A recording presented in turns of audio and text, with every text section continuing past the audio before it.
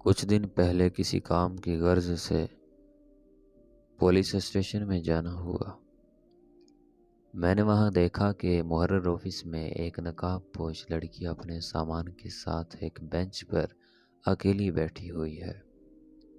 مجھے حیرانگی اور تعجب ہوا کہ آخر یہ اکیلی لڑکی اپنے سامان کے ساتھ پولیس اسٹیشن میں کیوں آئی ہوئی ہے، کیونکہ جب بھی کوئی لڑکی اپنے سامان کے ساتھ اکیلی پولیس اسٹیشن آئے تو اس کے پیچھے کوئی خیریت کی ریزن نہیں ہوتی۔ تو اس تعجب اور حیرانگی کی وجہ سے میں نے اس کی ریزن معلوم کرنا چاہی۔ وہیں محرر آفس میں فرنٹ ڈیسک پر میرا ایک دوست کام کرتا ہے۔ میں نے اس سے پوچھا کہ آخر یہ لڑکی اکیلی یہاں کیوں آئی ہوئی ہے۔ اس نے کہا کہ رات کو واٹس ایپ پر بتاؤں گا، لیکن میرے اصرار کرنے پر اس نے مجھے بتایا کہ اس لڑکی کی گھر والوں نے شادی کر دی تھی اور اس کی شادی کچھ ہی مہینے چلی، اس کے بعد اسے طلاق ہو گئی، اور ریزن یہ تھی کہ لڑکی کا شوہر نشہ کیا کرتا تھا اور اس کا رویہ لڑکی کے ساتھ اچھا نہیں تھا، تو اسی وجہ سے گھر والوں نے طلاق دلوائی۔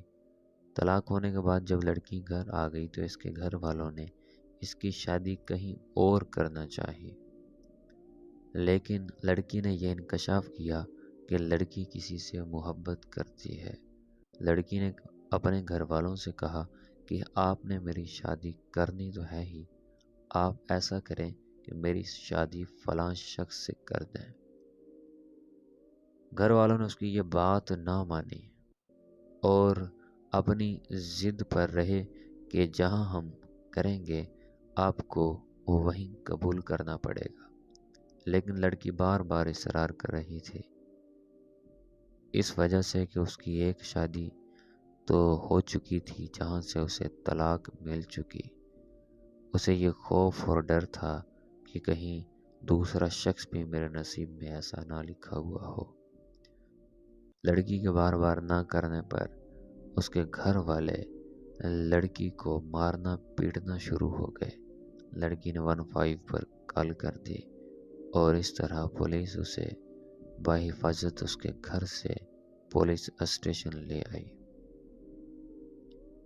اب یہاں لڑکی اس غرض کے ساتھ بیٹھی تھی کہ مجھے دارالامان بھیجا جائے۔ لڑکی دارالامان جانا چاہتی تھی، وہ اپنے گھر والوں کے پاس جانے سے انکاری تھی۔ اس نے پولیس اسٹیشن والوں کو کہا کہ مجھے گھر مت لے جائیں، میرے گھر والے مجھے پھر ماریں گے، آپ ایسا کریں کہ مجھے دارالامان بھیج دیں۔ لڑکی کی شاید سوچ یہ تھی کہ دارالامان جا کر میں اپنا کوئی وکیل کروں گی اور وکیل کرنے کے بعد اس شخص سے میں کورٹ میرج کر لوں گی کہ جس شخص سے محبت کرتی ہوں۔ یہ وجہ تھی اس لڑکی کے پولیس اسٹیشن میں تنہا آ کر یوں اکیلی نقاب پوشی کے ساتھ اپنے سامان کو ساتھ لیے بیٹھنے کی۔ اب یہاں سے 2 سے 3 میسیجز ملتے ہیں۔ پہلا یہ کہ ماں باپ کو اپنی بیٹیوں کی شادی اور نکاح کرنا چاہیے، انہیں کسی کے کھونٹے سے باندھنا نہیں چاہیے۔ کم سے کم جس سے بھی شادی کریں اس کا کردار تو اچھا ہو، وہ نشہ تو نہ کرتا ہو، وہ شرابی و زینائی تو نہ ہو، کم از کم کسی کی غیرت اور عزت کو اچھالنے والا تو نہ ہو۔